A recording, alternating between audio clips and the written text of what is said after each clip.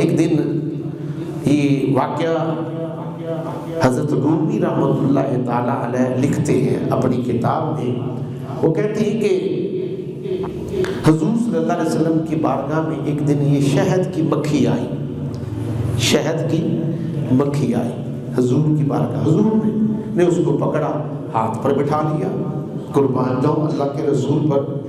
شہد کی مکھی کو اٹھایا, ہاتھ پر بٹھا لیا. اس نے حضور کے ہاتھ کو بوسہ دیا.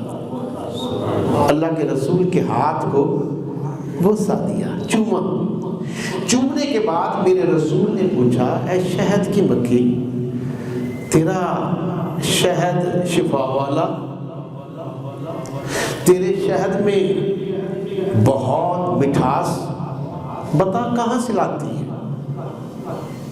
اس کا تیرے مٹھاس کا سبب کیا ہے؟ شہد کی مکھی اللہ کے رسول صلی اللہ علیہ وسلم کی بارگاہ میں عرض کرتی, آقا دیکھیے شہد کی مکھی بول رہی ہے, حضور سن رہے, حضور اس کی بولی کو سن رہے.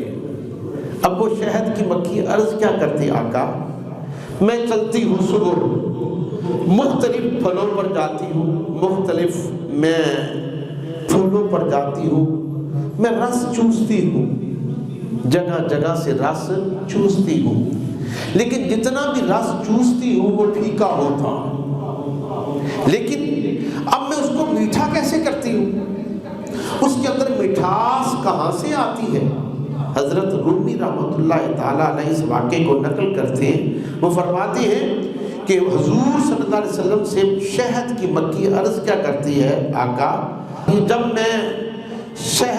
جب میں وہ رس چوس کر, پھیکا رس چوس کر جب اڑتی ہوں نا, تو چھتے تک جاتے ہوئے میں آپ پر درود و سلام پڑھتی جاتی ہوں. میں آپ پر درود و سلام پڑھتی جاتی ہوں. جب میں اس پھیکے رس کو چھتے کے اندر ڈالتی ہوں تو آپ کے درود پاک کی برکت سے وہ پھیکا رس میٹھا ہو جاتا ہے. صرف میٹھا ہی نہیں ہوتا, شفا والا بھی ہو جاتا ہے. تو کس کے صدقے؟ درود و سلام کے صدقے.